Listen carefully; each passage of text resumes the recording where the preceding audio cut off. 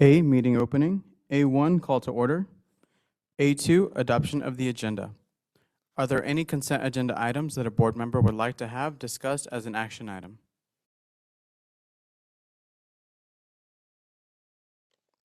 Hearing none, do I have a motion that the governing board adopt the meeting agenda? I move we adopt the meeting agenda. Thank you, Mr. Oropesa. Is there a second? I'll second. Thank you, Mr. Solorio. All those in favor say aye. Aye.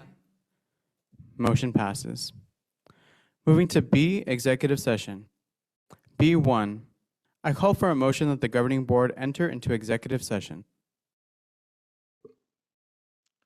I move that the governing board move to an executive session. Thank you, Mr. Navarez. Is there a second? I second. Thank you, Mr. Oropesa. All those in favor say aye. Aye. Aye. Motion passes. We are now in executive session.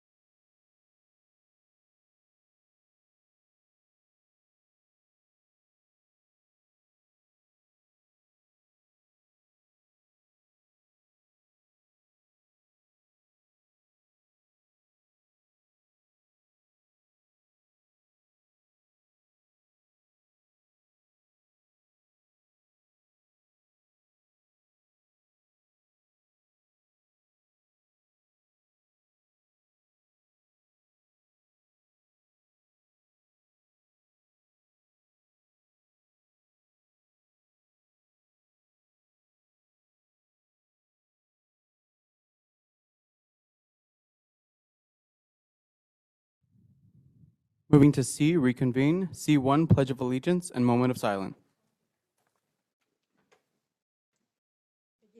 I pledge allegiance to the flag of the United States of America and to the republic for which it stands, one nation, under God, indivisible, with liberty and justice for all. We will now observe a 30-second moment of silence.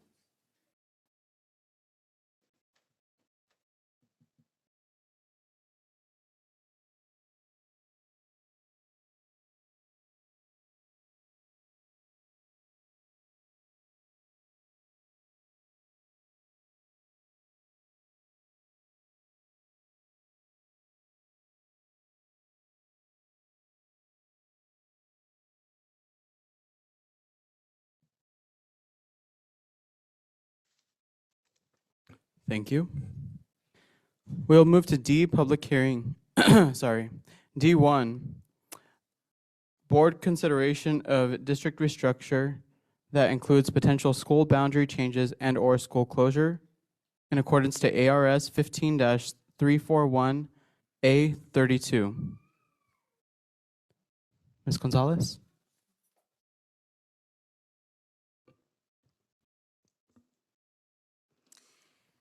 They're helping me get set up with my clicker.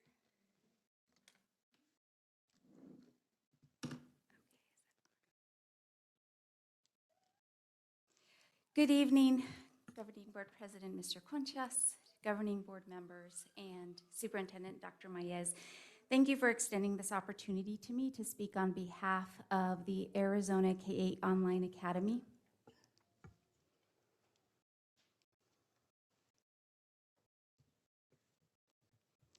I'd like to begin with giving you a little bit of background to current date of AOA. In the spring of 2020, when AESD was very focused on innovation, we were learning about project-based learning, building academies, a black box theater, gymnasiums. We also envisioned building an online learning community. In Alhambra, we determined that it was best to move forward through the formal process with the Department of Education in applying for the creation of an online school. During this time, the pandemic hit as well. So that moved our innovative vision into one of responsiveness as well. And as you recall, many school districts were in that same boat, trying to build an online program or school. So in 2020-21, the planning continued. Alhambra as a school district was in distance learning until fourth quarter, but the work continued to develop the Arizona K-8 Online Academy. We knew that as the world had changed for us in that moment, this is what our students and our families needed, or at least a large majority of them. As AOA opened its online doors in 2021, the enrollment count, surprisingly, at one point reached as high as just under 400 students. This wasn't for the entire year, but at one point during that year, we had as many as 391 kids attending AOA. The teachers, staff, and principal worked deliberately and collaboratively to develop a quality online instruction program that met the students' needs in every content, including music, art, and PE. This current school year, we're trying to get to as normal as possible. We have relieved many of the restrictions that we once had. We are doing extracurricular activities. School has become the place to be, and we have seen that impact in the enrollment of AOA. To date, this year, the highest count of enrollment at one point was 122 students. So we're looking at an overall decrease of 69% comparing the 2 years. Through this process, the team of AOA recognized that online school isn't for everyone. They have realized that it's difficult for many students to be consistent in their engagement with online learning, to attend classes, to attend their virtual learning opportunities. So the team, as they do, they're such powerful thinkers and innovators. They came together and they created a very thorough Tier 3 intensive support program of re-engagement.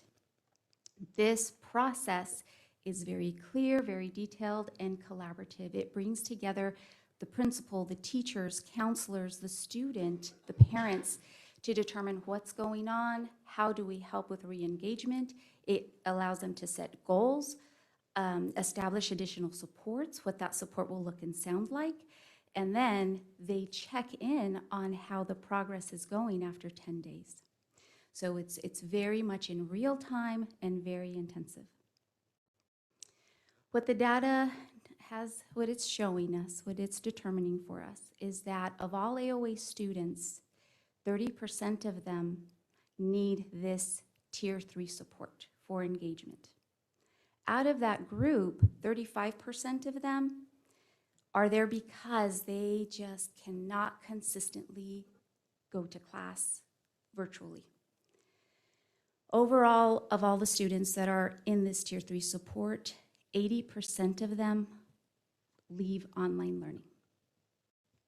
As you can see, in spite of the effort and the strategies from the AOA team building a very quality program, it's a clear sign that times are different than when we began, and many students and families are choosing to return to school in person, helping us to understand that online learning just isn't the right fit for everyone.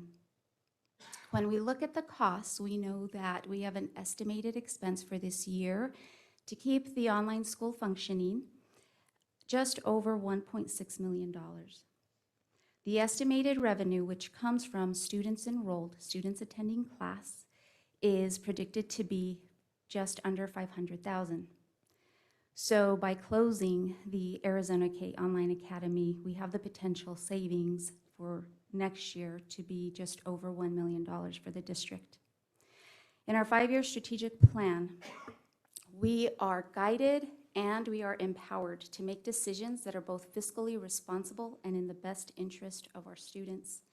Under systems and resources, it tells us that the resources are the what.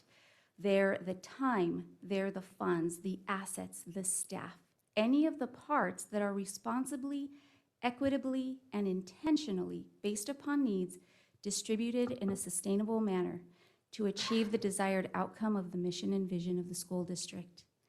Our data is showing us that this program is not sustainable.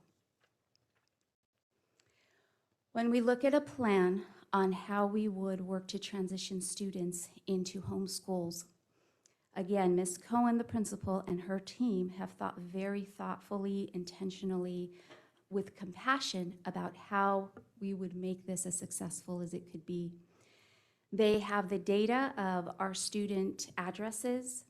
Ms. Cohen would serve as liaison, collaborator, and come together with the homeschool principal of the school closest to the AOA student's physical address if they reside in the district. If they don't reside in the district, well, it'll be the school closest to their physical address in that manner. They will come together. The family and the student will be invited into the school. They will be warmly welcomed, shown the value of being a student in that school, continuing to be in the Alhambra School District, and with a goal of enrollment.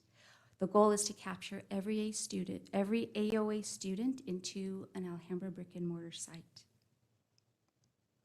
This plan is thorough and detailed, so in the event that they come across challenges, contacting the parents, getting them into the school, Ms. Cohen and her team are prepared to go above and beyond with home visits or whatever's needed, counseling support, to try to engage those students into and keep them into our district.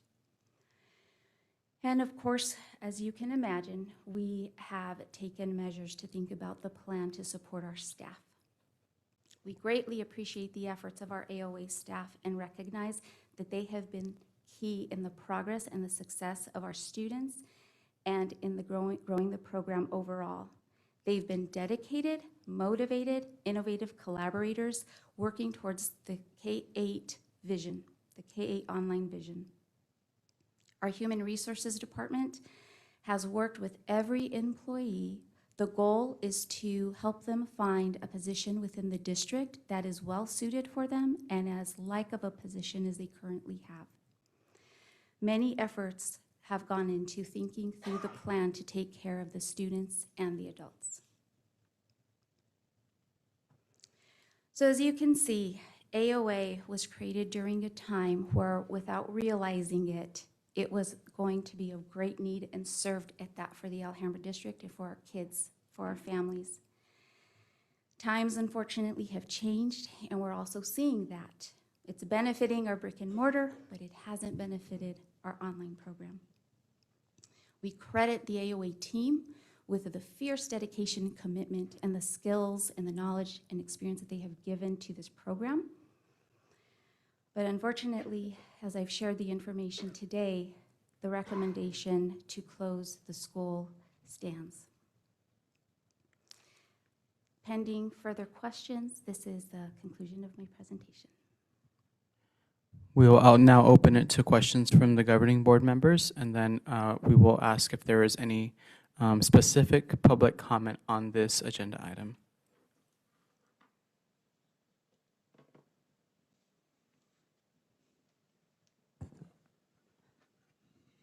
It's a hard decision to make. It was part of our innovation that we were looking at in that period, as you described.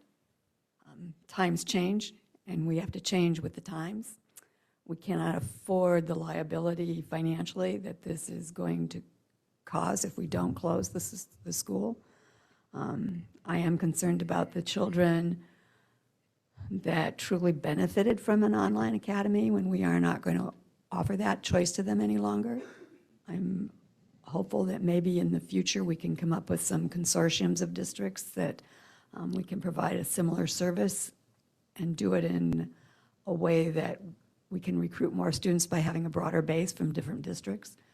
I know Libby and her staff have worked tirelessly.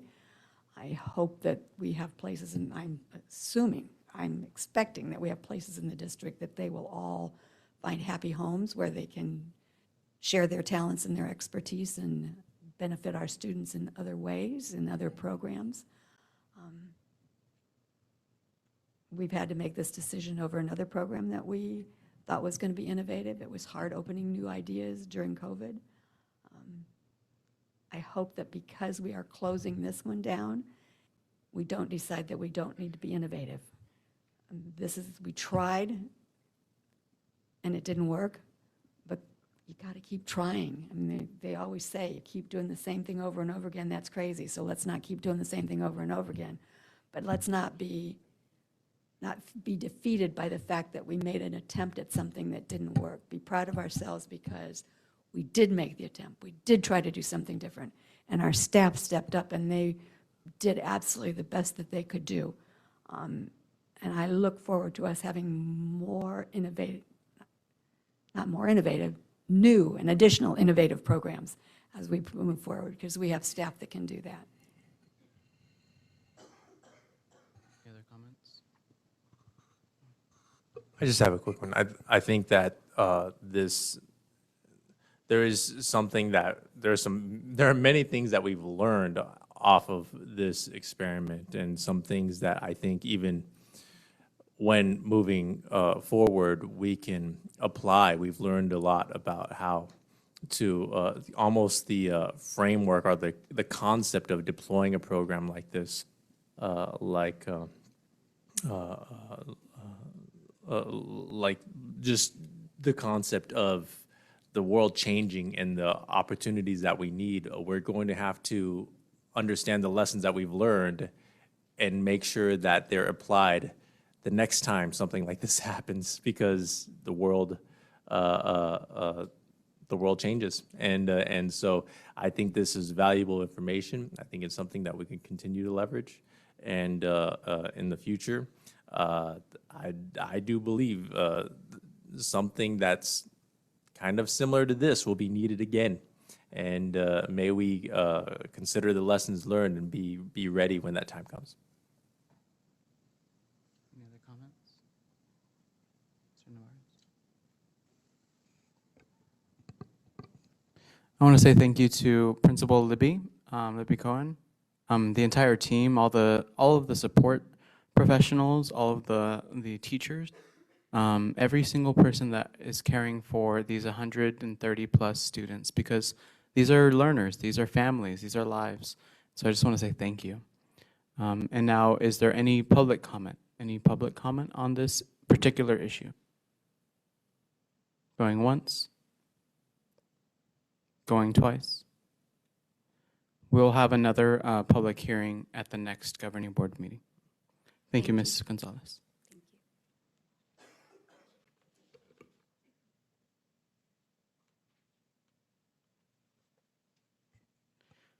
Moving to E1 financial report. The submitted monthly report provides the district's financial status as of the report date March 3rd, 2023, and that's available in your board packet. Moving to F1 public comment. We have two special guests in public comment today, and we'll call up Representative Aguilar. Sure. Representative Aguilar and Representative Bravo. Can't hear you.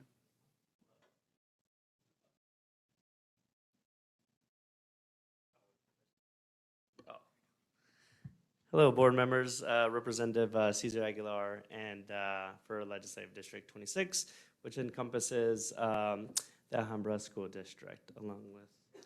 Good evening, Flavio Bravo. Happy to be here with all of you.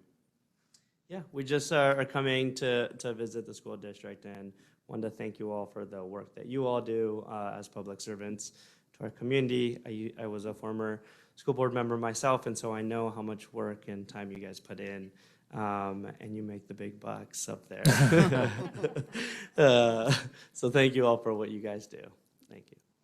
And we'll be quick to share our committee assignments, just so you know that we are a resource to each of you.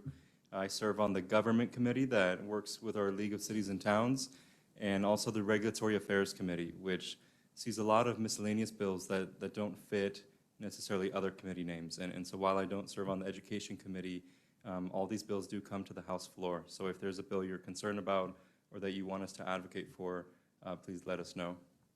Yeah, also just to add to some of the school board members visit us at the Capitol, and we were happy to expand the AEL and making sure that you all got the funding for that. But yeah, I'm on commerce, and I'm also on elections, which is my favorite committee in the state of Arizona. Thank you. Do you all have any questions for us or comments? I went to the Elections Committee on that day. Thank you both for, your doors are always open. I appreciate that you always listen and are always welcome to having us, open to having us come in. Thank you. Yeah, thank you. Thank you so much. And Representative Bravo, did you go to the Alhambra Elementary School District? I did not. Okay. I actually grew up in the Washington Elementary School District. Oh, okay. But Sorry. I live just down the street, 31st Yes. and Turney, and my Mhm. brother-in-law, Adam Lopez-Falk, contributed to the board many years of service, so bring a lot of personal family pride to the work that you all do. And you live in the district, right? Oh, yes, right. In Alhambra? Yep, right by Granada East and Granada West. And Representative Aguilar, do you live in Alhambra? I'm in Washington. Oh, okay, you know, okay. yep. Awesome. Good move. Yeah. Have a lot of siblings who come to Alhambra, though. Thank We're you. not siblings, sorry, nephews and nieces. Thank you so much.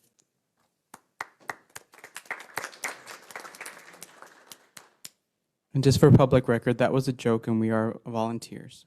I have gotten brownies. Yes, and really good fruit baskets. All right, moving to G, consent agenda. I call for motion that the governing board approve consent agenda items.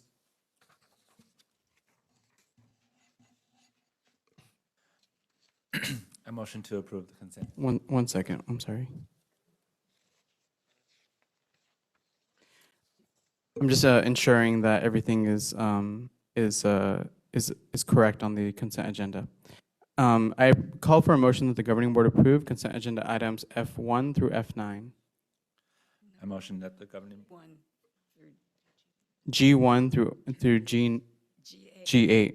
Sorry, I have an outdated version on here. I should be looking at online. I move to approve the consent agenda on G1 through G8. I second. Thank you. All those in favor say aye.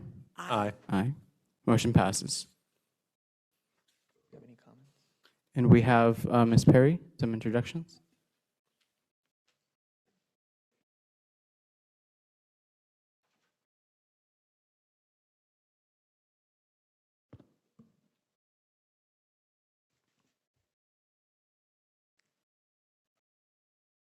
Good evening.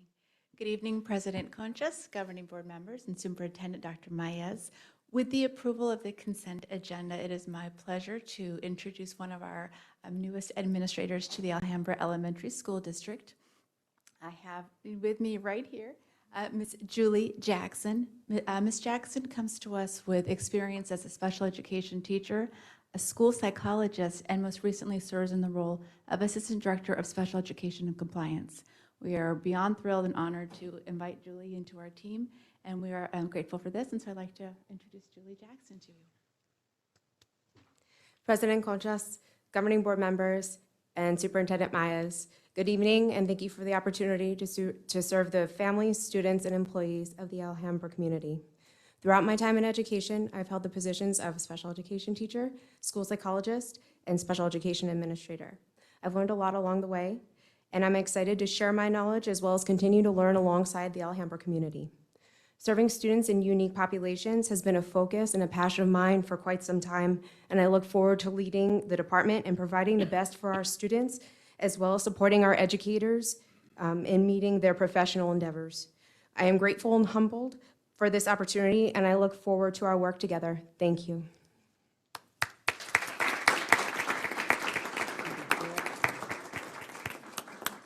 Thank you. And as well, along with the consent agenda, I'd like to introduce you to the newest member of our principalship. This employee has been with us since she was a child. Ms. Gretchen Noble was a student in Alhambra School District and in James W. Rice School. She served as a teacher, a site academic coach, a district academic coach, and now currently, as of almost soon, but currently serves as the outreach coordinator at James W. Rice School. So it's my pleasure to introduce Ms. Gretchen Noble, our newest principal of James W. Rice School for the 23-24 school year. President Conchas, member of the governing board, and Superintendent Dr. Maez. It is with great honor and excitement that I humbly accept this position. Sorry, I get emotional because it's my family. As the principal at serving the James W. Rice community. As stated, I started my teaching career approximately 25 years ago, but my journey started long before that when I was a student at Andalusia. That's what it was called before then. And a few years have passed since then. The community has a special place in my heart. My grandmother taught there. My mom, aunt, sisters also promoted from there as well. I've been able to serve in various roles that have helped prepare me for this new adventure. Last year, I was excited to take the position when I saw the OC posting at James W. Rice. I thought, here's an opportunity to go back home, to complete that full circle. It has been great honor these past 7 months to reconnect and serve that James W. Rice community, staff, and students. It's been fun to reconnect with families that I haven't seen for a little bit, former colleagues, and high school friends. And I got a high school friend that teaches over there. I feel that each of these opportunities have helped me grow and prepare for the next.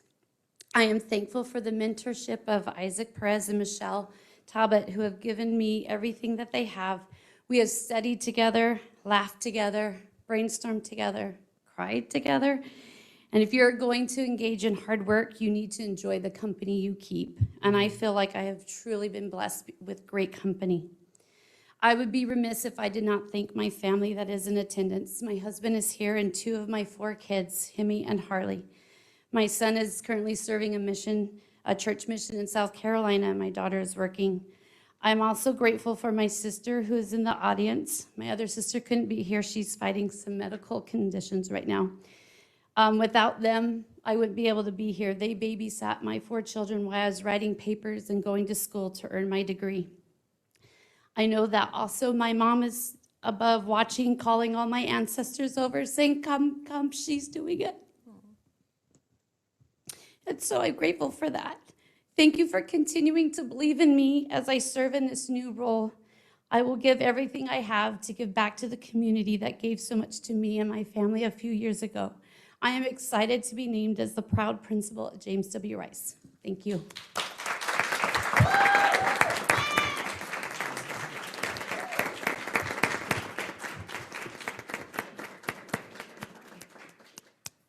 Any comments for her?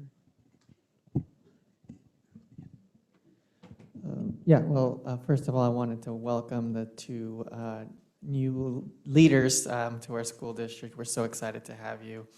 I did want to also thank one of, I would say a good friend now, Rosa Berriesa, who will be leaving the district for her years of service. Through governing board service, it's my 4th year now, going on 5th year.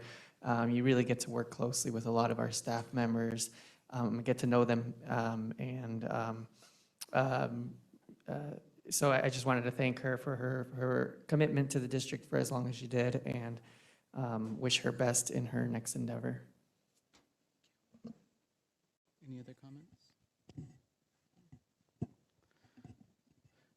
Congratulations, and I had the privilege of approving the OC position, and now principal. So I'm super excited for you. And could all of your family stand if you're able to?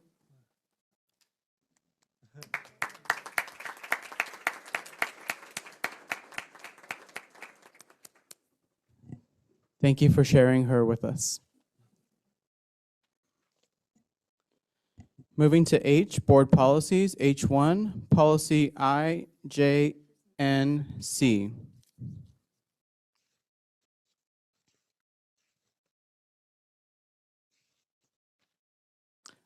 I call for a motion that the governing board approve the first reading of policy IJNC, resource centers, media centers, school libraries. I move that we approve the first reading of policy IJNC. Thank you. Ms. De Ocampo, is there a second? I second it. Thank you, Mr. Navarez. Discussion? Hearing no discussion, all those in favor say aye. Aye. Motion passes. Moving to I1, organizational chart overview.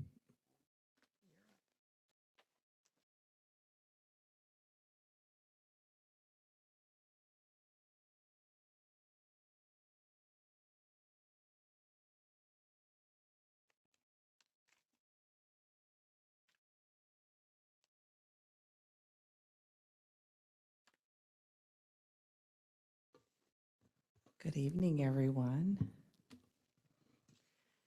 right, this evening I have the pleasure of sharing with you the reorganization that we're proposing pending your approval of the job descriptions that are in our agenda this evening.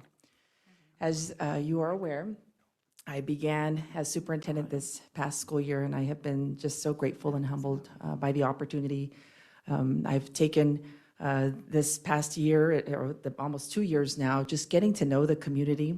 I remember early in the journey, just, I was provided the opportunity to collaborate with other first-year superintendents and just to learn together as first years and also participate in a mentoring program. And through that, they kept encouraging us to consider reorganization. Yet at the same time, I just felt like I didn't know the community well enough yet, and really felt it was a priority first to really get to know everyone, what was working, and to make sure to build on the things that were working. And then also from there, just to learn how we could truly improve to ensure that we were aligned to meet the goals that are outlined in our strategic plan. And at this point, I do feel like while I still have a lot to learn and so many wonderful people to get to know, given we have just over 10,000 children and just over 1,700 employees. And like I said, I really make it a priority to get to know each and every one of them. And so it's going to take some time, but for now, I do feel like I know what we need as far as our reorganization so that we can provide our very best for our children in Alhambra. So the first thing I want to share is, again, why this is important. we know just the importance of leadership. And so when we think about leadership, we know that right now, we are prioritizing learning. We want to make sure that everything that we're doing is ensuring that our kids receive the very best education. And the fact is what we do as leaders determines whether we achieve that or not. And we know that from the climate and culture that we build, to the staffing that we hire, and how we lead and take care of the people that are within our organization, there's just so much that leaders do to ensure, as I said, that we achieve our goals. And so leadership is truly important. With this restructuring that I'm proposing, we know that it will provide administrative cost savings, and I'll speak more to that as I continue sharing with you. We also are proposing a salary schedule, or the proposed administrator's salary schedule aligns to teacher's salary schedule, which has the 1.65 between each of the steps. And it also ensures that we remain competitive, while at the same time, it ensures that for those that are in positions, many of our administrators right now have been with us quite a while and are at the very bottom of the salary schedule. And so like teachers, it will allow that people are able to move with their experience, promoting them or encouraging them to stay longer in their current positions. Again, I want to emphasize the importance of leadership. So in taking a look at the Wallace Foundation and a study that they did that really looked at leadership and the impact it has on student learning, they stated how school leadership matters for schools' outcomes, including student achievement. And so we know as leaders, every decision that we make either keeps us focused on increasing outcomes for kids or can create distractions. And in Alhambra, we are truly focused on student achievement and student outcomes. The second quote there, I wanted to just quote more research on the importance of leadership. What we know is leadership is second only to classroom instruction among all school-related factors. And so we know the classroom instruction matters when it comes to learning, but second to that is leadership. Again, the decisions we make matter and they impact our kids. Within the agenda, the proposed job descriptions, I want to be clear that there are no additional positions being added. And so this provides some more clarification as to the previous positions. So on the left, you see the previous positions, or the current positions, I should say, the current positions that are in our district. And on the right side, you see what I'm recommending that they convert to. And so starting with the Deputy Superintendent of Academics, which is the position that Ms. Gonzalez is currently in, that would transition to the Executive Director of Administrative Services. Ms. Mandy Bilyeu is an Associate Superintendent of Operations. That would transition to Executive Director, and this is where some of the cost savings come, because again, I'll show you shortly, where we will no longer have those higher level positions of associate and deputy, but my recommendation is that they become executive directors. And then we currently have an executive director of business, and I am recommending that convert to a director of business. And then executive director of facilities, I'm recommending that convert to a director of facilities. Again, in administrative savings over time. And then we currently have a director of alternative learning center, and similar to what we're doing with just everything that we're doing in the district, trying to ensure that we're maximizing our resources, we believe that we can maximize the support we receive in this position by converting it to the director of student behavioral supports, not only impacting the outcomes for kids at the alternative learning center, but increasing the impact to support all children who require behavioral supports. In technology, we know that we want to ensure that right now it's Director of Ed Tech, and I'm proposing some slight changes so that we can have more support in the educational side and allow the director, currently Mr. Ruben Montoya, to focus on the informational technology side, again, to keep everyone focused on their role in our efforts to achieve our strategic plan. And then the Assistant Director of Technology, again, in our efforts to increase outcomes for students, my proposal is that we convert that to an Assistant Director of Innovative Learning. and Esperanza Lopez is currently in that position. I wanted to share the current organizational chart.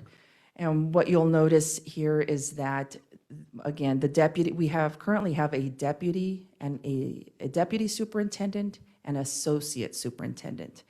And the way the structure currently is as the superintendent, I work closest with the deputy and the associate.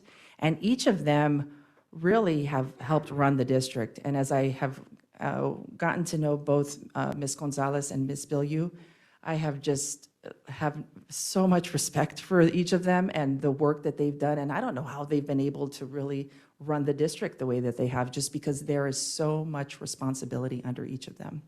And so even as we've collaborated and talked about how we can be more efficient, we've talked about how they are able to focus more, just because what each of them currently manages is a lot.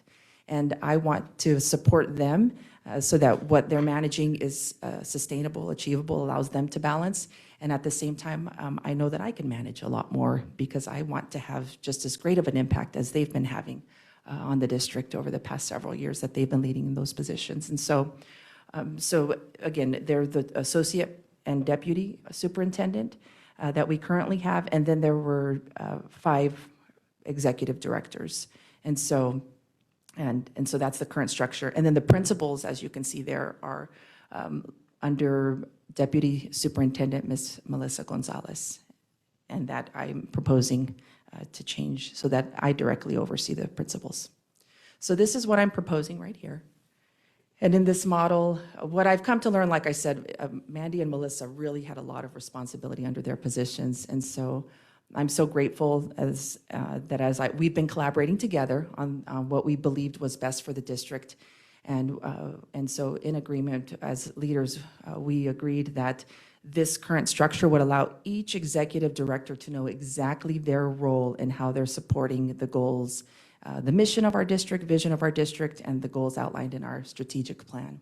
And so we currently have an executive director of human resources, and I will work directly with her to support her as she leads our human resources team in achieving our goals. We currently have an executive director of educational services, and now I will work directly with the educational service with that executive director.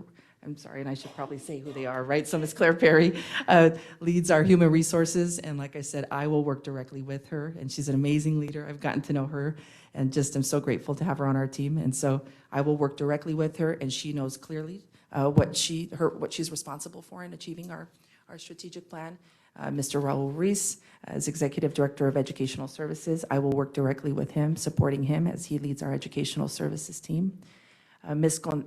Melissa Gonzalez with your approval, would be the Executive Director of Administrative Services. And rather than Melissa running around all over the district as she has been trying to help oversee everything, she will now have a very clear focus of school safety, our Family Resource Center. We know we want to increase parent engagement and the work and the great things that are happening in our Family Resource Center, and so this will move under her. Along with safety, there are very specific look-fors when it comes to safety, safe and orderly schools, and so Melissa is really going to take ownership of that and be able to run with it, as well as truancy, attendance, wanting to make sure all the kids are in school each day. So just some foundational things that need to be in place. Melissa will be able to really focus.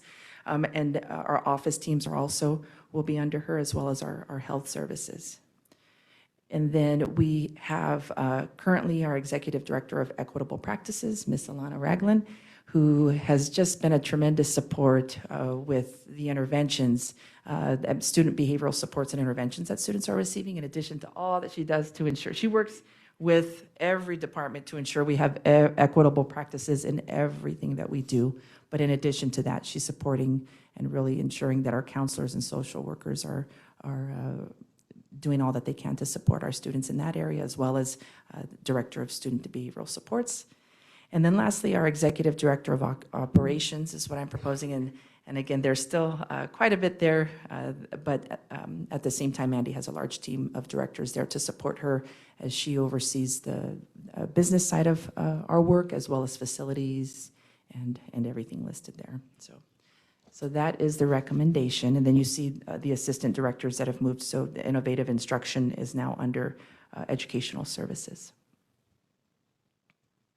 All right, and so that is the proposal that I have for our reorganization. And now, if you have any questions, I welcome them.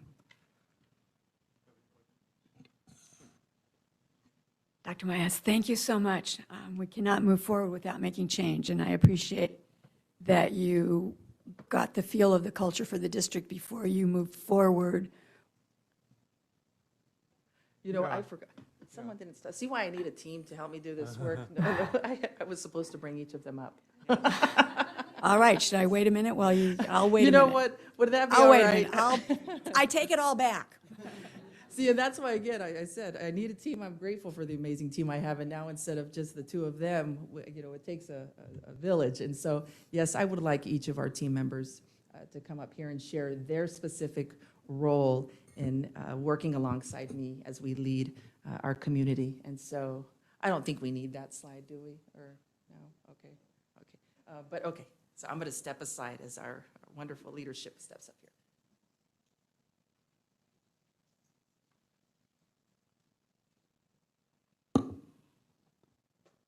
So on behalf of the proposed executive team, we want to thank you, President Conchas and Governing Board members, for allowing us time to discuss a bit about our new potential roles. So as the Executive Director of Administrative Services, my work to support our superintendent in the mission and vision of our district will extend across the district in a variety of ways, but we will be most focused on ensuring that we wrap around the whole child by supporting students with safe and belonging schools, with positive behavior systems, health services, and family resources to cultivate conditions where every student is able to access learning in the classroom. In reference to our 5-year strategic plan, this work is most connected to, but not limited to, culture, conditions, and climate, family and community engagement, and the whole child. And so the collaborative work that we'll do together as a team will ensure that we progress and the success of our goals and for all of our students in Alhambra. Good evening. As Executive Director of Operations, I'm pleased to support Superintendent Mayes in leading and growing all of Alhambra's operations teams, ensuring that every member is working at high levels and meeting high standards. We know that the work of these teams regularly sets the stage for creating environments where our students thrive. Collaboratively, we will ensure the following and then some. Teams will realize our strategic plan goal of access and utilization of effectively aligned systems and resources. Continuous monitoring and improvement of our systems and resources will make certain that barriers and distractions are removed, allowing our leaders to focus on the work of educating Alhambra's learners. Ongoing training and support will be provided for all staff and will protect the district's investment in these valuable systems and resources. And I'm confident that participating as a collaborative member of Dr. Mayes' executive team will net success for every Alhambra stakeholder.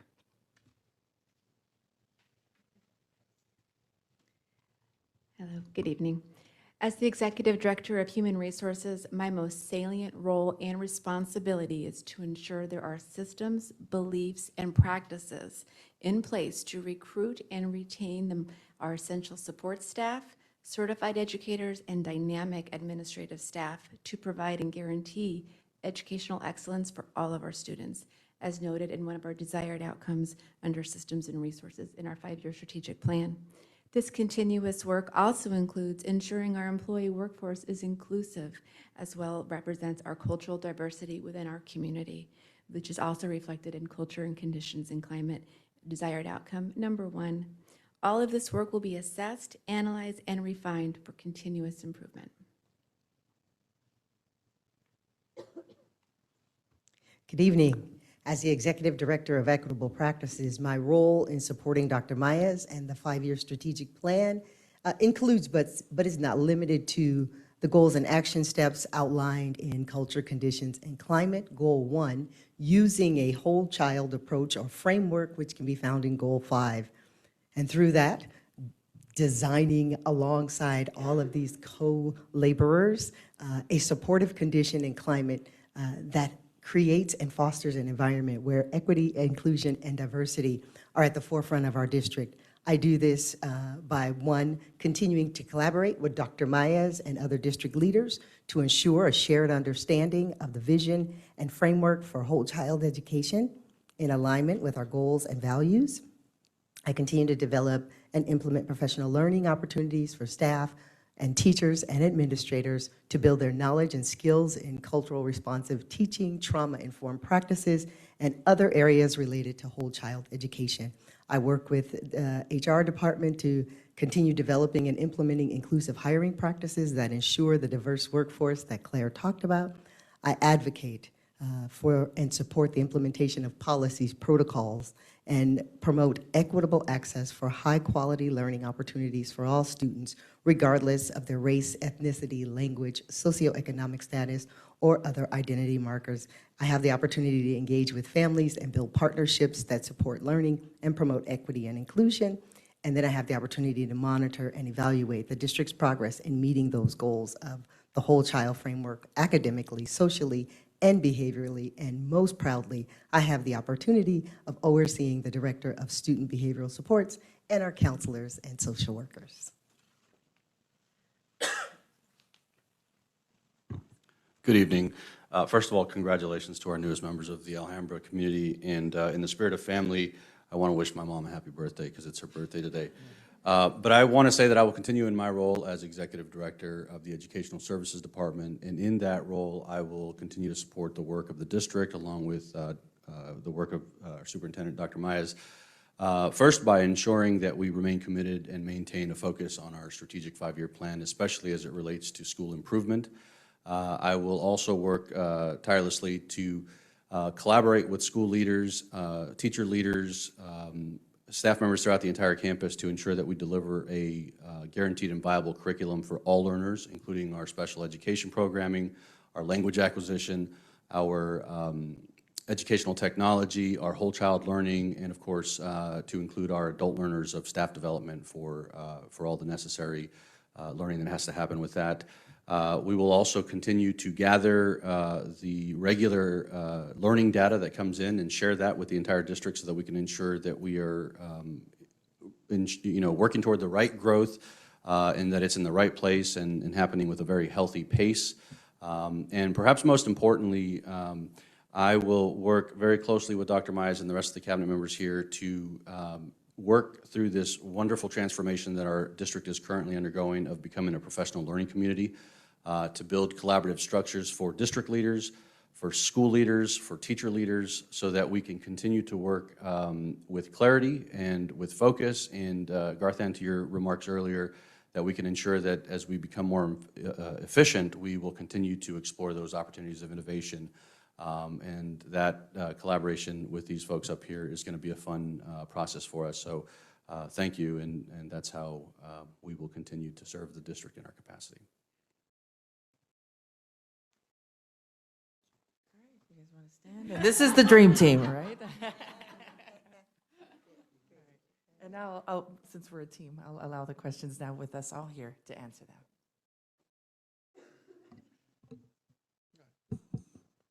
I can only remember what I said before. Can you play back the tape? I want to congratulate you on being innovative in your thinking, and I appreciate that you took a year to get to know the team before and the whole district before you made decisions to make changes. I am one that appreciates change and know that we cannot stay stagnant, that the needs of our community need change, and so we need to change as well. I appreciate that I had an opportunity to talk to Dr. Maez about this, but I have so many questions that are rolling around in my mind about this and the impact of this that this organizational change will bring, knowing full well that it's not up to us to make that decision. It's solely in the superintendent's job description to make that change. But there are things that concern me about it. I understand the financial impact, that it could benefit us. I truly appreciate that you brought in the 1.6, I think, between the steps on the administrative scale, salary schedule. I have brought that up numerous times, that we have not been equitable in our teaching and with our staff, and our administrators have often suffered from that. I am not sure what the emotional impact of this would be. I see, it does help me to understand when I see you all standing there with smiles on your face, that emotionally this will help. In my mind, I have a hard time getting past the fact that some of the titles look like demotions, and I'm not sure how the community will accept that as well. There's something to be said about executive directors versus associate superintendents. It takes a long time for a community to make that adjustment. I don't see any reason why we can't try it, but I also need to know, I also need to make my thoughts known that I think this is a big, huge step, and I want to make sure that everything has been worked out and everything has been thought through to the minutest detail. And along with that will come the job descriptions. I was one that was wishing that we would have some more time to have a discussion about this as we move forward. It seems to have all come to a head really fast, and the job descriptions alone are monumental to have to look at. So I had come to the decision that I was going to recommend, full well knowing that we don't make a decision on approving the organizational chart, but I would like to have some more information and some more time to listen to the reasoning and the acceptance and how this came about. Thank you all. Can I say one thing in regards to what you were sharing? I think about conversations that I've had with Ms. Gonzalez that have really prompted me to take action now rather than continue to wait. Because some of from the beginning, I would say, I would hear of all the calls that she would get from our principals. Our principals serve in a very challenging job, the day-to-day, and you know that because you've been one. And so, and with Ms. Gonzalez being, their first point of contact, I've had conversations with her. She'd call me about, principal was trying to figure out how to pay for a water heater. And I think, well, why is she calling you? Why is that principal calling you? We have someone who oversees facilities. And so, and if there's a money issue, we can figure that out. There are more efficient ways. And that's one example of just these various calls that Melissa would get. And when, each of these leaders, we have some very strong leaders. And if they understand clearly their role in supporting our principals don't need to call Melissa for everything, or even me for everything. They know what Mandy leads, and they can call her, as they need her support. And same with HR, and same, with equitable practices. As each of them have a very clear focus. And so that's one example. But I know in conversations with Ms. Gonzalez specifically, if anything, I felt like you were asking me for give me very clear focus, because I want to, and that's what I'm so grateful for Melissa and her humility, because she said, I just want to know where I'm making a difference in this, just because I feel like you were pulled in a million directions in your current role. And so this way we each know exactly the role that we play as we lead our district forward. Thank you for that explanation. I think that I personally did not think through when we made the decisions to change titles, and I questioned many times why we had an associate superintendent and a deputy superintendent. I never did understand what that was all about. And so having maybe done that in my own mind in haste, I want to make sure I personally understand the decisions that we're making tonight as we move forward, and make sure that I understand it and that it is in the best interest of our students and all of our staff, as well as these leaders who are incredible. There's no denying, I've worked with all of them in many different ways, and they do so much for us, our families, our children, and our staff to make sure that everybody is getting what they need. But that also means I have a responsibility to make sure that we are taking care of everybody, including them.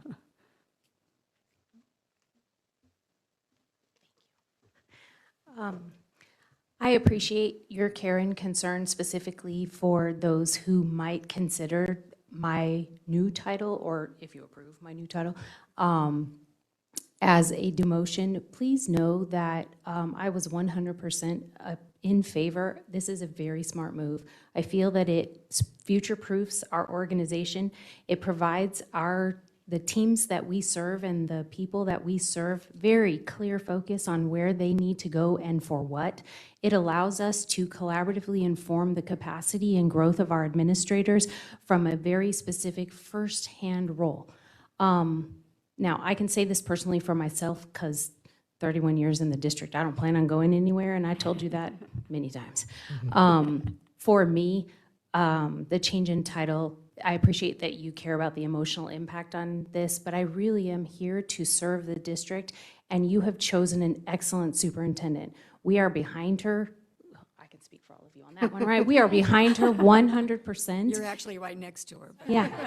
This is, in my opinion, a very smart move. I feel like it future-proofs the organization financially and sustainably, but it also creates super clarity. And so if you're worried about me, you don't have to worry about me. This is a smart move. And I can only speak for myself, but 100% behind this. I am totally in favor of this, and we were taken care of and considered and consulted all along the way. Thank you. And thank you for saying that, because that was one of the questions that I asked, and it was clarified that nobody's going to lose pay over this. So thank you for reminding me of that. And then, if I could continue to speak to that, because again, I'm so great, as I've gotten to know the leaders here, I'm so grateful because we have such a great administrative team, and I just want to recognize just the wonderful leadership that Matt Shields has provided and Scott Huseman, and how, because they too are impacted in this and have just been exceptional leaders and continue to do exceptional work as they lead. And I appreciate their support as I've consulted with them as well. And like I said, my hope is this will also provide for greater focus for them, less meetings, more opportunity to have greater impact on our community. Less meetings. Yes, thank you.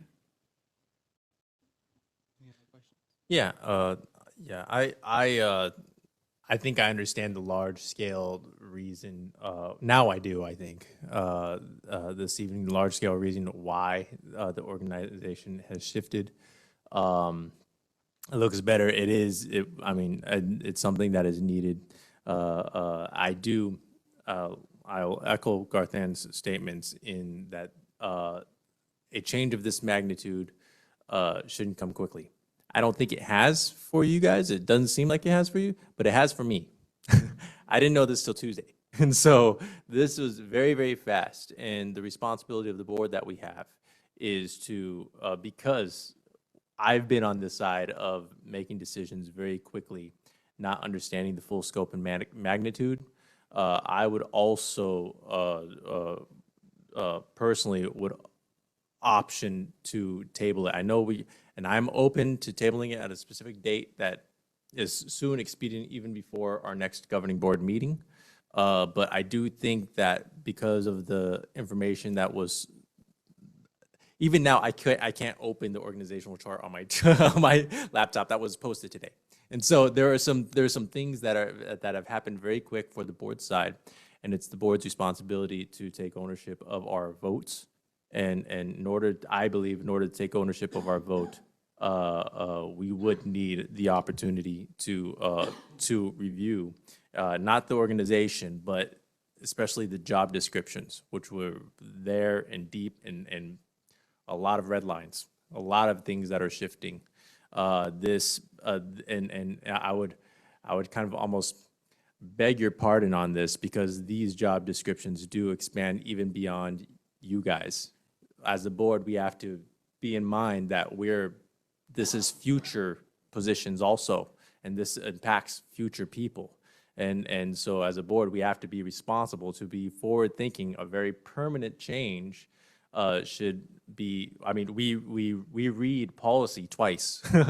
If we read policy twice, we should definitely take our time to consider and understand the responsibility as a board that we have and for this. And so I would beg your pardon on that. I know you guys, I'm sure everyone's walked through their descriptions. They've done it. They've gone through it. But these descriptions expand even beyond you as people, even beyond the district. It expands to the future, and our responsibility to do that.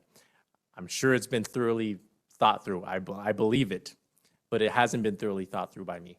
And so I haven't had the opportunity, and I think the board really, really hasn't had the opportunity. I mean, I don't know. I can speak for myself, but I would appreciate the option to table just for a little while. I know there's things. Order a water heater if you need to. One more week, a couple more weeks, but the opportunity to seriously and profoundly consider the consequences for this, especially for all of the reports and all of the changes. And again, to the respect to the group here in the meeting here, these changes also expand to hundreds of employees, and for their respect, that and for to honor them, that the board has their in mind. They don't have an opportunity to come and speak to us this evening. For their in mind, we should do our due diligence on this. And so I would appreciate the opportunity to table this. I do appreciate all the work and everything that's been shown here today. Dr. Myers and executive team, could you all, IT, could you please bring up the current organizational chart and the current with the current descriptions?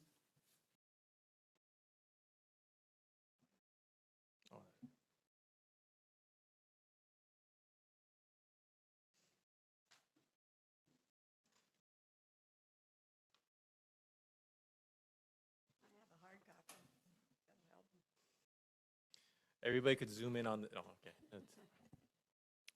Thank you, Ms. Del Campo and Mr. Oropesa, for your comments.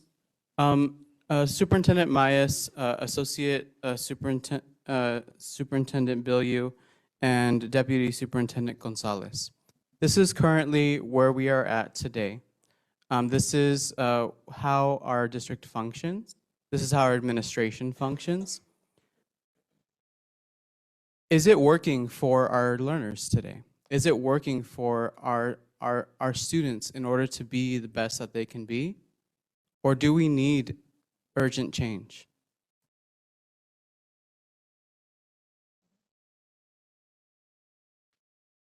President Conchas, I'll take the opportunity to respond to that if I may. To your question, I think that we are seeing a degree of growth and a degree of efficiency, but we all recognize as a cabinet, as we have met as a district superintendent leadership team that is inclusive of more people than just the 5 of us up here with Dr. Mayes, we can stand to get better. And we can stand to do that with greater clarity, with greater focus, and our current practices. We're currently, as a superintendent leadership team, engaged in a collective study regarding the 4 disciplines of execution. And in that literature, it speaks very, very specifically about the importance of a focus on a very, very specific goal, a wildly important goal, in fact. And we feel collectively that while we are working hard and tirelessly to do a lot of great work, we can stand to do it better and do that with greater clarity and focus. Ms. Gonzalez, if you could speak to that and your role of the principals directly reporting to you. I love our principals. They are an amazing group of hardworking people that lead first with heart. And I've thoroughly enjoyed being alongside them in their leadership journey.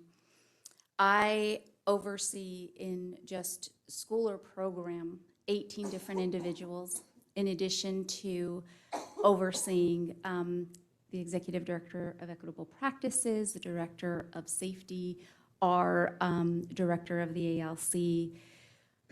So quite a few individuals to lead and guide.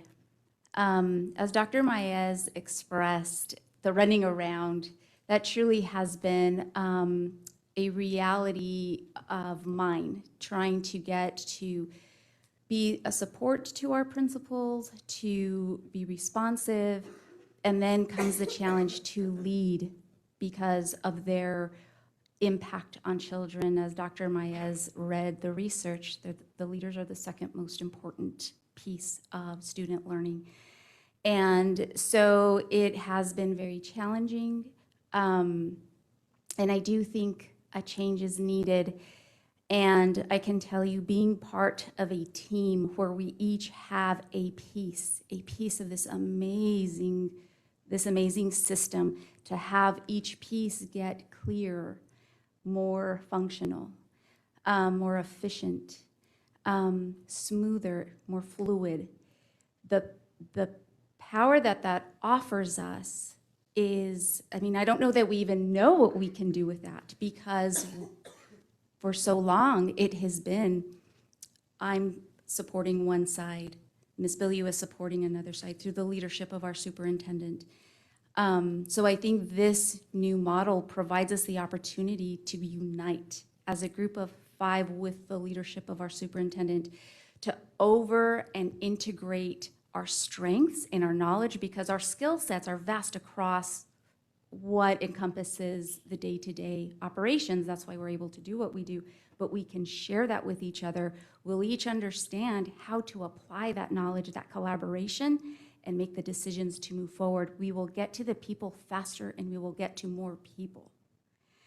To me, that is going to reach the seats where our children sit faster and in a more current real-time opportunity.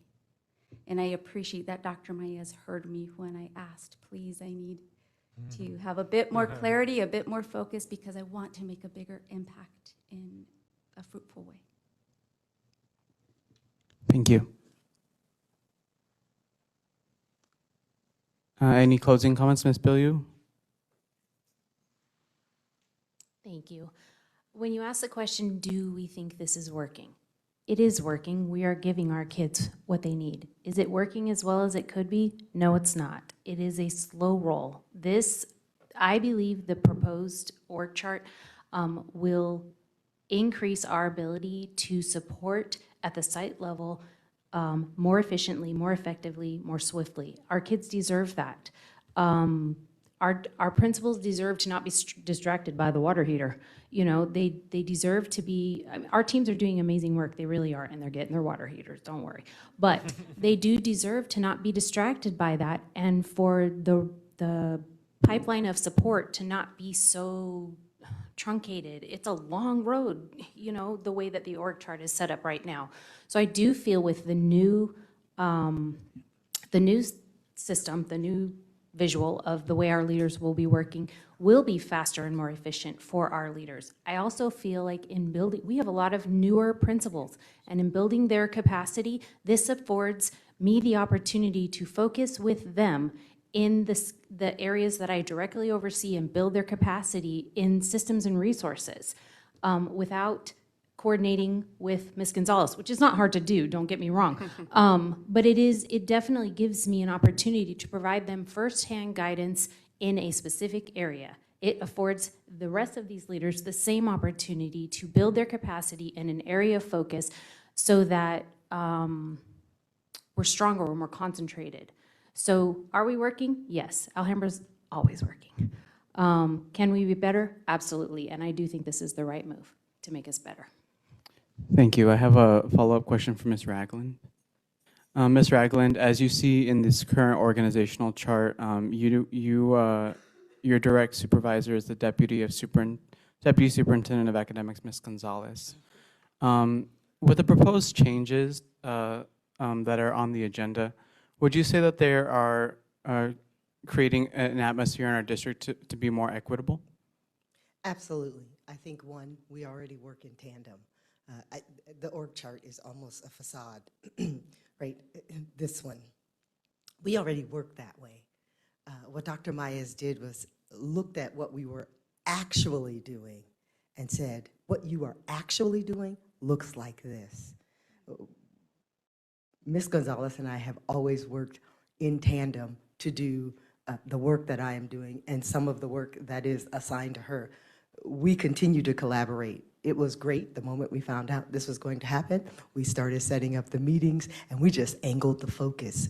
It's always been this way, and I do think this allows just like we want every student, right? Equity is having the thing you need. Well, if you need operations as a principal, you now get it immediately. You don't have to go through any channels.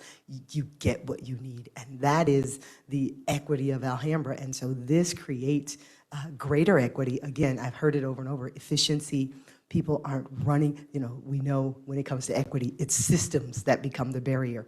We've now eliminated a lot of barriers by creating a system like this. So extremely equitable. And again, I think it's a genius idea. It really is the work we've been doing as a team over this last year and a half. So I think it's great. Thank you. Any other questions from the governing board members? I just have a quick, so yeah, we, obviously, we're not voting for the organizational chart. I think that can be, and it sounds like it's already been, this is how it works, right? And so, so what we are voting on is not, we're not voting on this organizational chart. We are voting on the job descriptions, right? And the job descriptions and the bulk of the responsibilities that are there, and how those descriptions look now and in the future. And so, yeah, as a side note, yeah, principals reporting to the superintendent, that seems like probably the best idea. I like that idea. That is an excellent idea. It should happen. But that's not what I'm voting on. I'm not voting on the organizational chart. I'm voting on the job descriptions. And we are, as a group, are voting on job descriptions. Any last comments from governing board members? Thank you for the explanations. It helps me clarify my thinking and understand why the chart looks like it does. So thank you. And it allays some of my worries about things I mentioned. Thank you. Any other questions? Okay. Hearing none, I'm going to call for a 5-minute recess.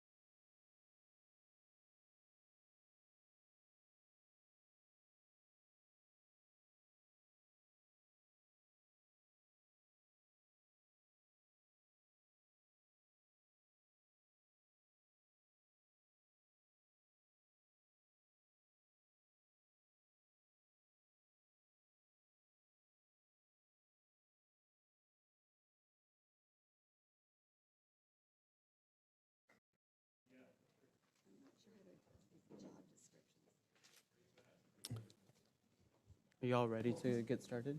Are you ready to get started? Yes?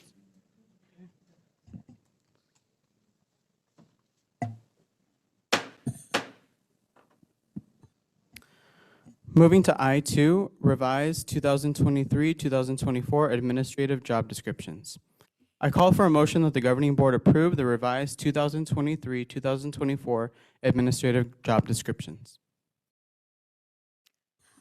I move that we adopt the revised 2023-2024 administrative job.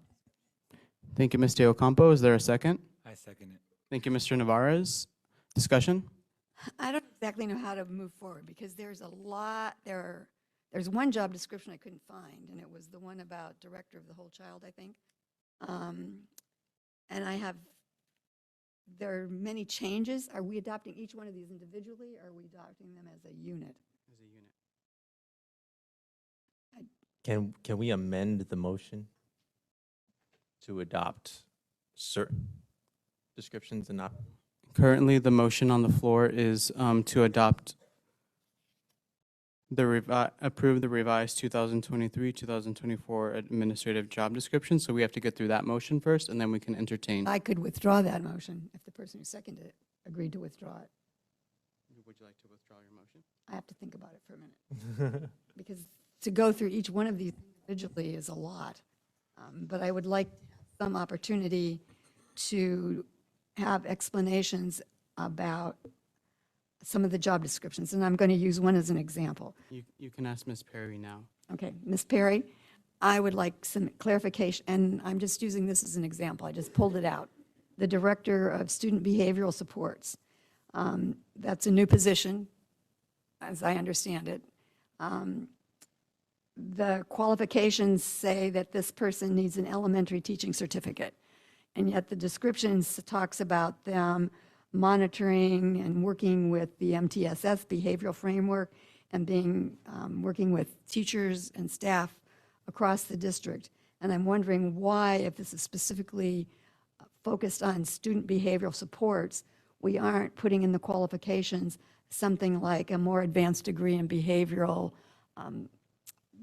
studies, because there are degrees that are specifically related to that. There's even a certification, which I know it's BCBS. I don't remember what all the letters stand for. So that's just an example of one of the things that I'm wondering.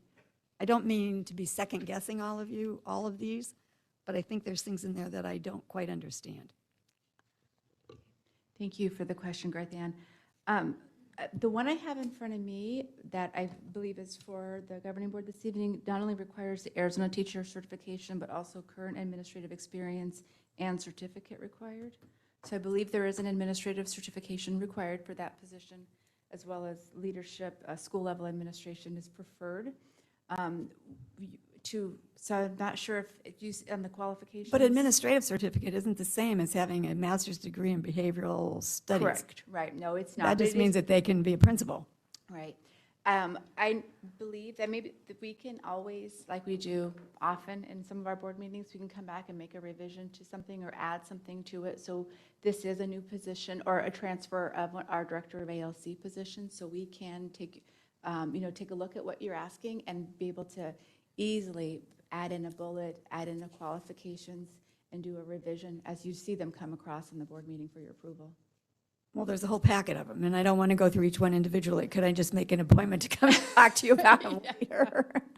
I mean, that one stood out to me. The other thing that stood out to me was that we as a district, we as a district pride ourselves on upward mobility. We saw that today. And part of upward mobility is not only moving people up to being principals or executive directors. None of these job descriptions require a superintendent certificate. And if we are truly looking for growing our own, that's something that kind of concerns me as well. So having said all that, yes, I can live with this if I can come in and talk to you about them. Please, yes. Is that allowed? We review, before posting positions, we review them annually and revise as needed, and they're typically minor edits, which is why the board never sees them. It's a process that every time before we post, we review and just ensure it's current, and so. I realize that, but here all of a sudden we got this whole packet of them. Okay. Any other discussion?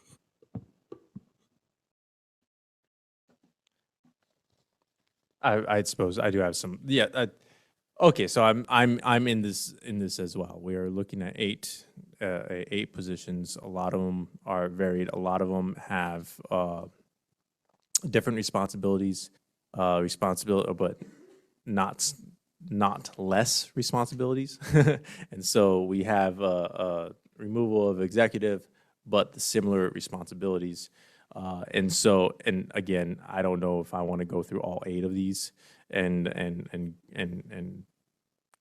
look through them. I'm sure they've been thought out, but like I said before, they haven't been.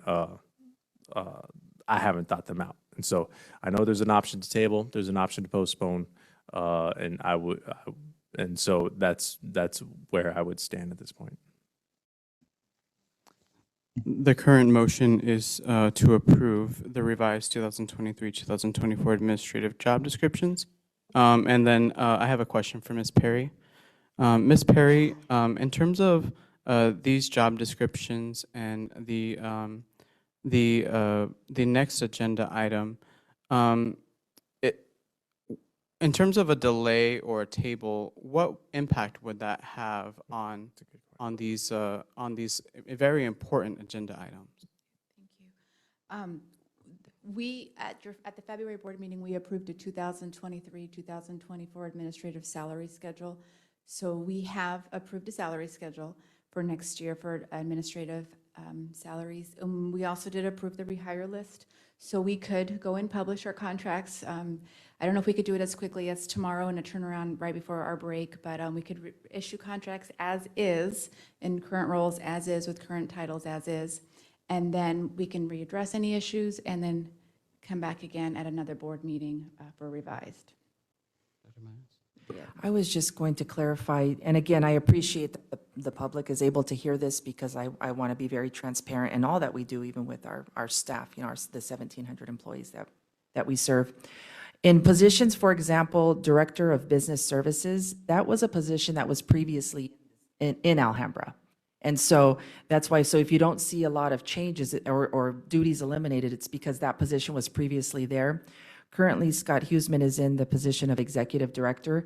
And as I've looked at organizational charts in previous years, he had child nutrition under him. He had, I mean, Scott, you could probably speak to it better than I could, but he had other things that are now under the associate superintendent. And so in looking at the previous Director of Business Services, it aligns to what he's currently doing now as he leads in business services. And so that's why so it's a previous job description that we just slightly edited, but because of the organizational chart, we brought that forward to the board again.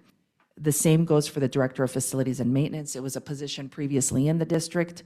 And then we had, with bonds and just recent experiences and a lot of responsibility over the years in the district, Matt was doing a lot more work with that. But again, we do believe that those are things that could be under the Executive Director of Operations. And so as I said, that's a position that was previously in the district. Now we're bringing that back, or proposing to bring that back with that existing job description. So those are some examples. Same goes for the Director of School Safety and Security. I do understand that I don't want to micromanage. So I do appreciate that that's not my role to micromanage all of these. Excuse me. But I do want to make sure that we continue to look at these and see if we, in fact, the job description is actually giving us the opportunity to hire the person that we want with the skills that we need for the position. And I do appreciate that some of these are jobs that we already have. The Director of School Safety and Security, we have changed that job description numerous times in my tenure. But again, I want to be sure that we keep looking at them and making sure that we make them fit the person that we want to have be in that position. And I just happened to pull out the one I pulled out. And then there's one that I don't even see a job description for. So thank you for answering all my questions. My final question is for Ms. Veronica Barrick.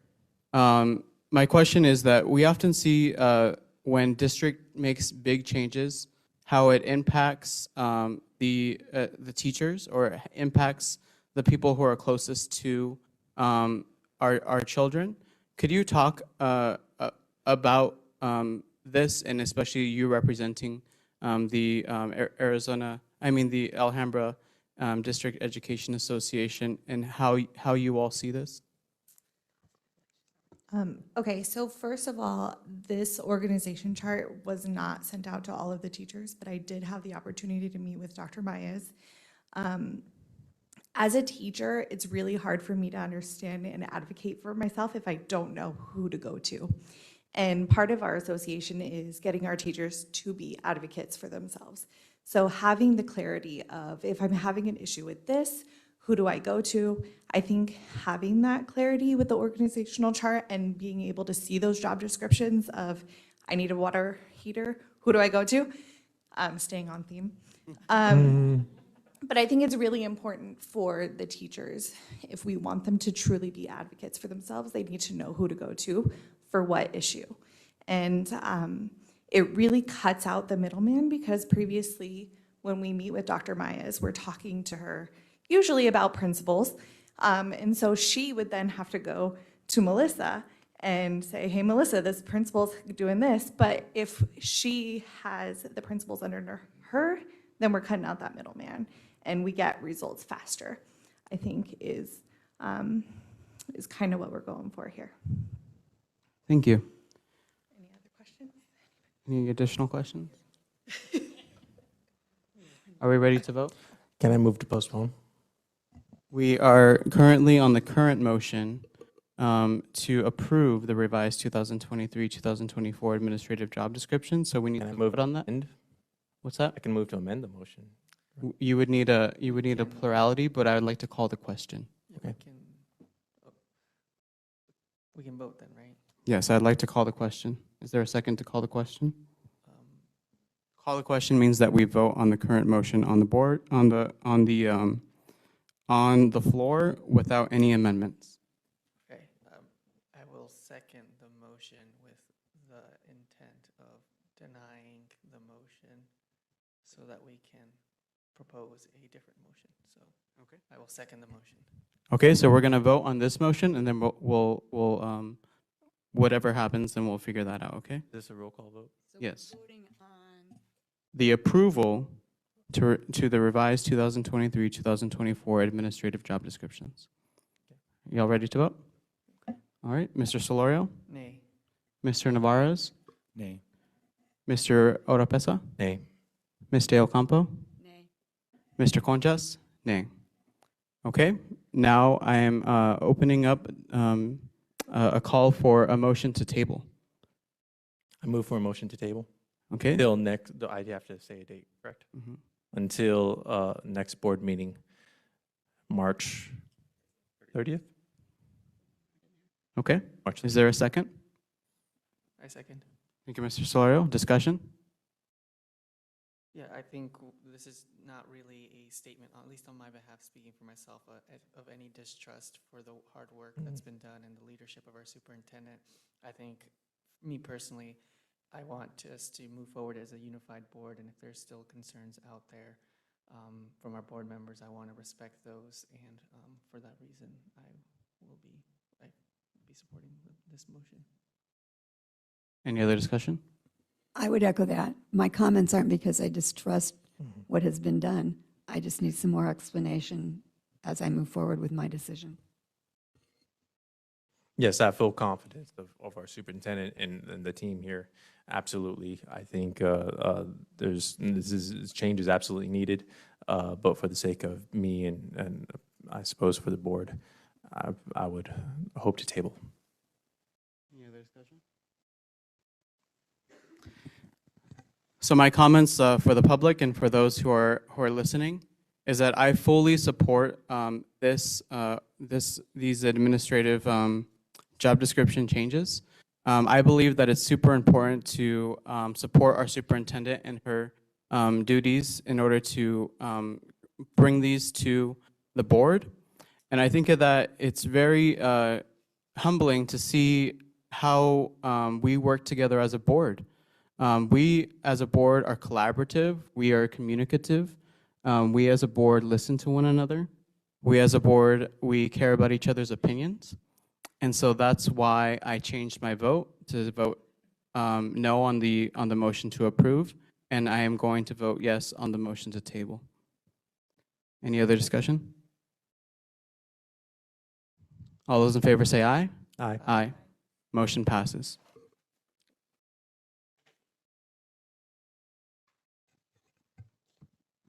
Moving to I3, revised 2023-2024 administrative salary schedule. Move to table this as well. I move that we table the no.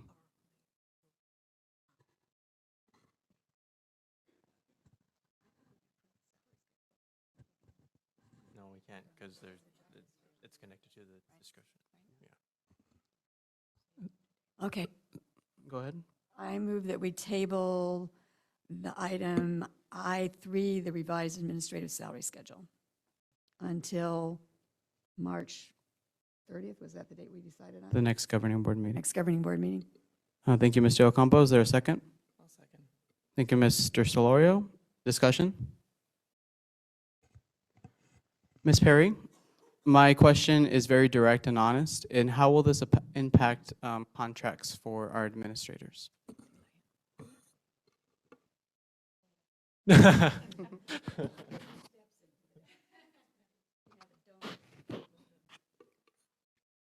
That's a big question. Dr. Myers, I'll also kind of like look to you. As you know, I'm looking to you. Tomorrow is our last day before break. Our contracts are ready to go, pushed out. It takes a lot of work for our payroll department to put salaries into place, but do the positions. We work conjunctively together with HR and payroll to get them ready. So we would have we would have some work to do tomorrow to adjust them all before we all leave for break. So I'm in the moment, I'm asking Ceci, maybe we could possibly push them. We could probably get them out by the end of the day tomorrow. I'm thinking, relying on a great team I have to get the changes and asking for payroll support to make the changes in positions and pay to get them out. Otherwise, we could, that's it. So we could do, me, we'll do it if you want to do it. Our teams will get it done. I think I don't understand. Because you're saying you've got the contracts all ready to go with the revised administrative salary schedule? Well, our system our system envisions takes a while to update. Got that. So all the positions in pay. So when we usually have our contracts go out right in the morning after our board meetings, we're ready to kind of push the button and go. So we always work with that assumption because we know our employees are ready for their contracts in NOAs. They're expecting it, they're excited about it, and we do Right, it. got it.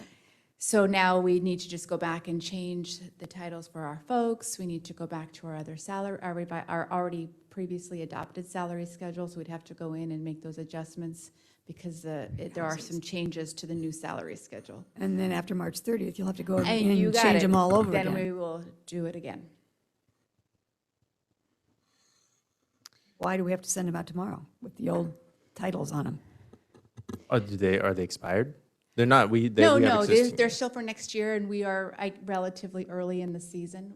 We like to push contracts out early to ensure Okay, we. yeah, we that was my understanding, our that we folks, can, but we have if an existing, is it my understanding we have existing contracts out there that would hold?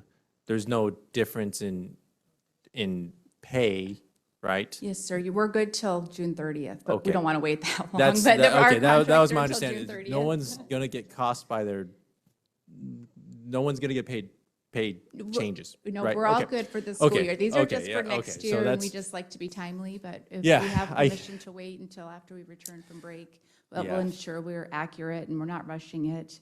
As long as our administrators know, it will come as soon as we get back from break. I know our teams can work over the break too with Well, I hope I still get brownies, but but I think it's, yeah, as long as there's it's a lot of work. I do, and I appreciate the work done.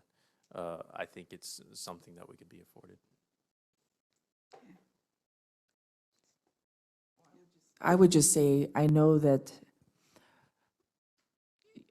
despite the fact that, that our administrators are confident that they'll receive a contract for the next school year, I'm just thinking about the many conversations I have with all employees. I still think they get anxious for a contract. And so I know it would be a little bit extra work for the team, but I would still propose that I don't want any administrators to be concerned, so I would still want administrators, because our teachers have received a contract, our classified staff have received an NOA, and it's just our administrators who hadn't received anything yet. And so I would say, let's go ahead and issue a contract just to secure, just so that for their own, I don't want anyone anxious, I guess is my point. And so, and then, all depending on, you know, the outcome of the next meeting, if there are changes, then it'll be a little extra work, but I'd rather people not anxious and know we want them back next year. And so they're secure in coming back, and so, if that, does that make sense? Yeah, so what I'm hearing you say is we will go in the morning and change the numbers and positions and pay and some, just a few of the titles, do a quick double check, triple check, and publish contracts. I can't promise a time, but. Yeah. It's according to these 8 descriptions, right? So we're going to change 8 contracts? These 8 descriptions don't exist. Yeah, Right, but you were prepared to, now you got to roll back and go previously for these 8. Right, people. it's those 8 plus the revised salary schedule that we have on for your consideration this evening. Our numbers were reflective of that salary schedule, Right. so we're going to need to go back in and put the numbers of our already board adopted Okay. salary schedule. Okay, so, which- okay, we have to go back and modify Yep, those. we can and go do back. that, Okay, yeah. I see. Ms. Perry, Yes, sir. is it possible that we could lose an administrator or two by not signing their because they don't have a contract, they could go to a different district? Well, I would hope we would be in front of that and know that we have relationships with all of our administrators, and we hope we would know that we're in front of anyone that might even be considering that. And I believe the trust and all of the work we've done, they know that we're always working towards betterment of everything. So I would hope that if this was the one deciding factor, I would hope this isn't the deal breaker for them to go. But if you're out there, please come and talk to Ceci or any one of us.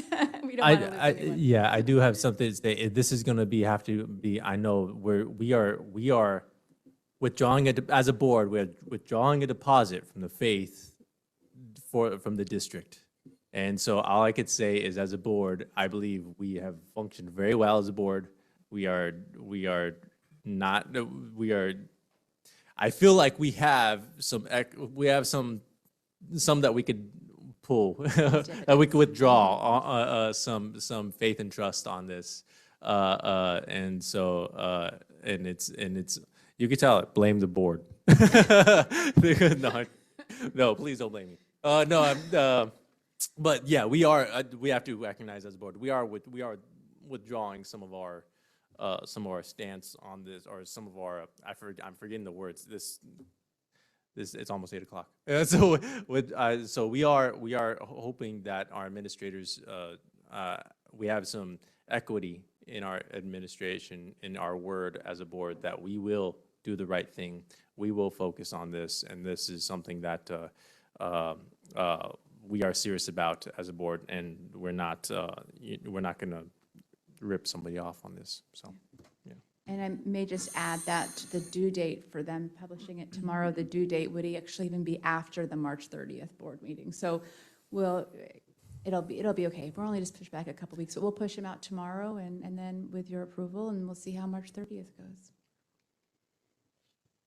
We can't give them a promissory note or something like Yeah, that. I could try. I could write out a bunch of IOUs on this, post it. Any other discussion? All those in favor say aye. Aye. Aye. Motion passes. Okay. We'll move to J1, comments from governing board members. Yeah, I wanted to make a few comments regarding some tumultuous situations going on with a school board member at the Washington Elementary School District, Amalia Valenzuela. I just wanted to, I've met her multiple times and helped her knock on doors and get signatures and all that fun stuff. And she's a really warm human being, and She's been dealing with a lot of pushback and blowback that I feel is undeserved and unwarranted, and that no school board member, frankly, should deserve. So I just personally wanted to make a statement and stand in solidarity with her, because as school board members, we really do put our necks out there on the line with some of the decisions that we make. And yeah, just wanted to make that statement. Thank you. We all know that it's difficult being a board member. We saw some of that tonight. But it's nice that we can all stick together, not only as our school board, but as with school board members across the state. Then I do have comments. Go ahead. I had the opportunity to attend a Valentine's Day party. That was number one. But number two, I got to see the new ID tags that our students are going to be issued that I'm not even sure what the technology is, but it'll make sure that they read these IDs when they get on the bus, so we know they're on the bus, we know they're off the bus, we know they're getting their meals.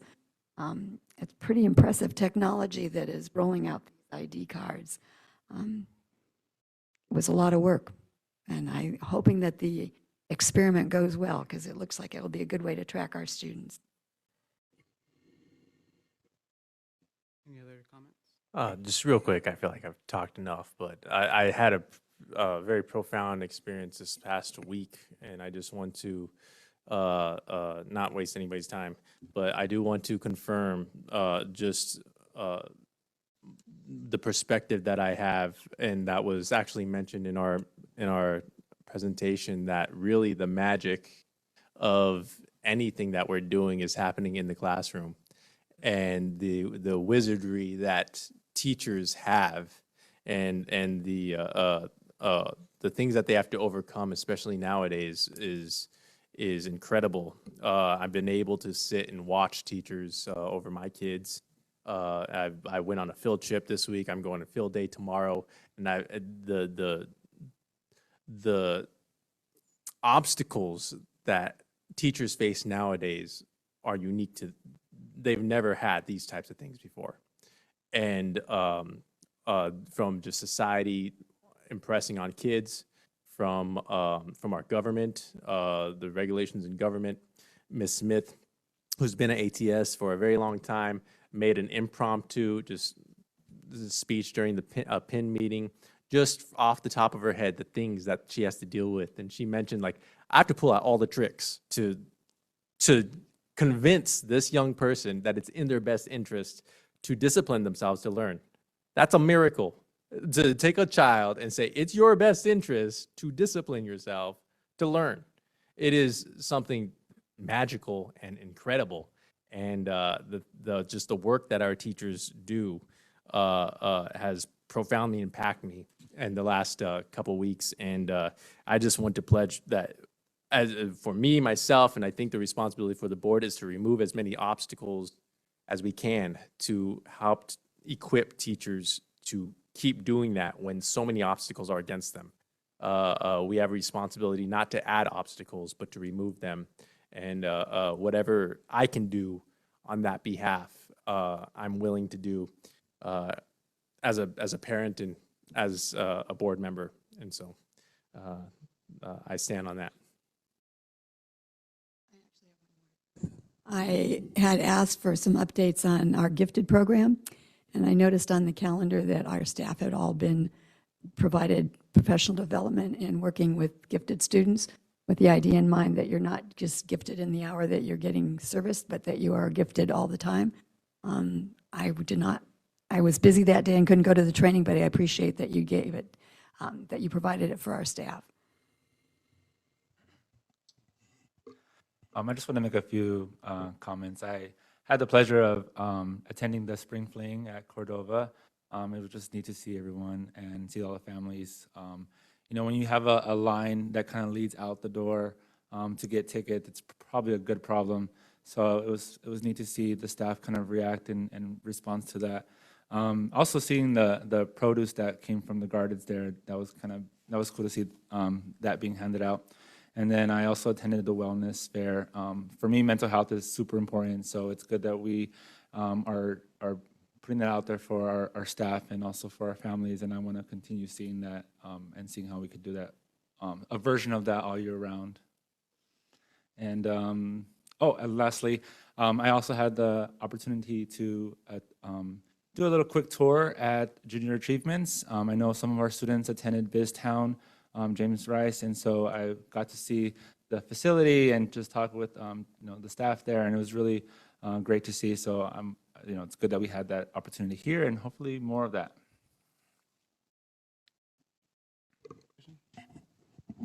I am so excited about what's going on around the district. I know everyone is ready for spring break, and I hope everyone gets the necessary rest. I did attend Catalina Ventura's kindergarten event, and that was just a remarkable event. There was T-shirts, there was hot dogs, one of the best hot dogs I've ever had in my life. There was even like a signing table, kind of like if you're signing a contract. Sevilla East was remarkable with Principal Eric Tooley. I learned how to say her last name correctly, which is a learning moment for me. We're all learners. I also learned in the self-contained classroom that octopuses or octopi, they have 6 arms and 2 legs, and they have 9 brains, 1 brain in their head, and a brain in each of their tentacles. So if you didn't know that, now you know. We're all learners here.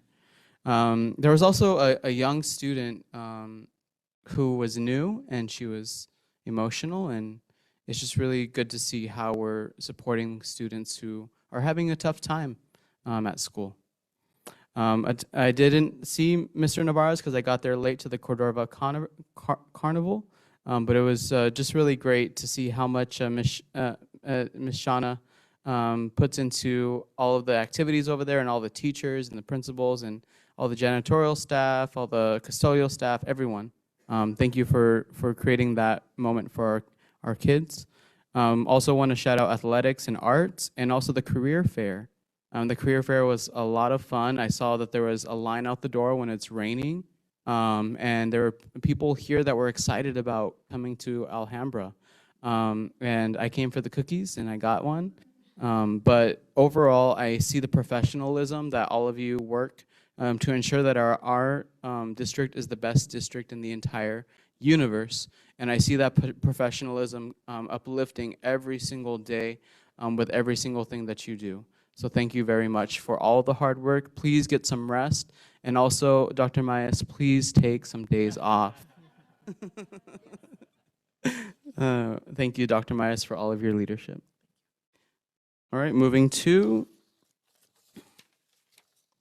J2, Governing Board Direction and/or Agenda Item Requests.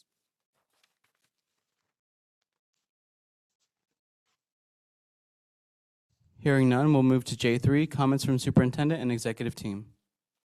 Good evening, everyone.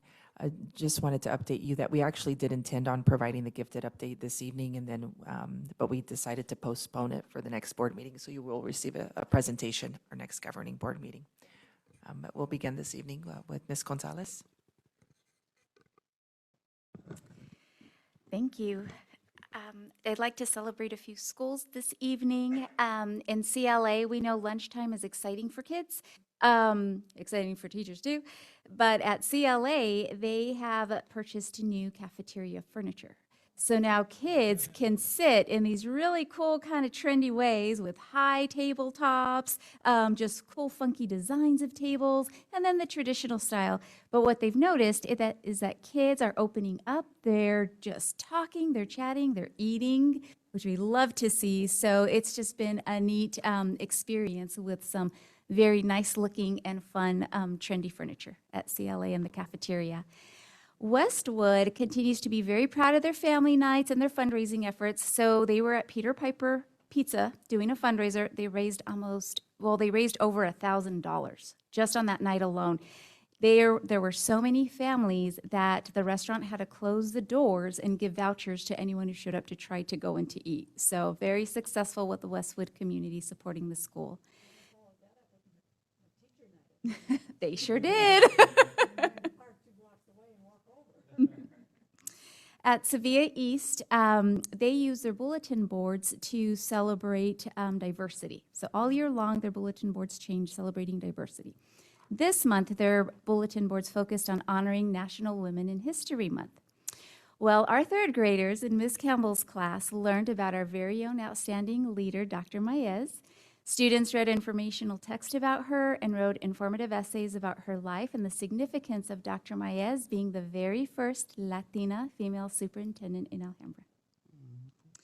And then Barcelona, oh, it was a dance party this morning. It was so good. Our exceptional students across the district in grades 6 through 8 came together and had an amazing dance party. They were dressed to the nines in beautiful outfits and suits, and they had little crowns and beads and balloons were everywhere. The music was jamming, and they were having the best of time making new friends. All of the adults were engaged. So just a huge shout out to all our ESS staff who made this happen. When I'd go up to someone and say, thank you so much for doing this, every person I said that to said it was a team effort. So just beautiful collaboration for our kids, and it was very memorable. And I know we mentioned the sports, but congratulations to PEP for basketball for boys, our Granada East girls second place for basketball, and Barcelona for flag football. Those games are pretty intense, so good job, teams. Thank you. Thank you, Melissa. And Ms. Bellew? Thank you, President Conchas, members of the board, and Dr. Maez. In piggybacking with Ms. Gonzalez, it's super exciting and in true Alhambra form that even on a leave at home with her baby, through the leadership of Miss Brianne Ross, that CLA has cool furniture to sit on. I just think that that just speaks to the leadership in Alhambra that even while on leave, she's not working while on leave, HR. But I think that's super exciting that, you know, things don't stop. Things get started and things keep going. Recently, the board shared concerns regarding cybersecurity, and I'm pleased to share that through your support, the district recently approved a Cisco education agreement to help protect our network environment. With the increased ransomware that you're aware of, Alhambra Technology will now work with Cisco to implement some of the latest technologies to secure students and staff data. So we appreciate your support in that endeavor and recognizing how important that is in investing in our safety. The City of Phoenix recently shared an opportunity with our preschool director, Mr. Ron, proposing additional funding to upgrade our facilities. The turnaround deadline for this work was very tight, and I appreciate the work of our preschool leaders. Good choice there, by the way, because like she's always been here. But through the collaborative work of our preschool leaders, federal projects and our facilities team, they prepared in a very short time $960,000 proposal to the City of Phoenix. So fingers crossed, if approved, these improvements will impact the preschool sections located at Cordova, Granada West, Sevilla East, and Westwood. Yvette Nava and I recently met with Carl Gentles and Jeanette Lopez. They're administrators for the Back to School Clothing Drive. And the organization hosts an annual event for each summer, if you're not aware, to provide school uniforms and supplies to our students. We recognize the value of this service, and so Alhambra, in true Alhambra fashion, goes all in and does not waste a seat. Well, that diligence was recognized by the foundation and the work of our PVC, our parent volunteer coordinators, our counselors and social workers, our health services teams. They never waste a seat, and due to their diligence, we have been awarded 200 seats. So persistence pays off, diligence pays off, and bringing more great things to the kids of Alhambra. Thank you. Thank you, Mandy.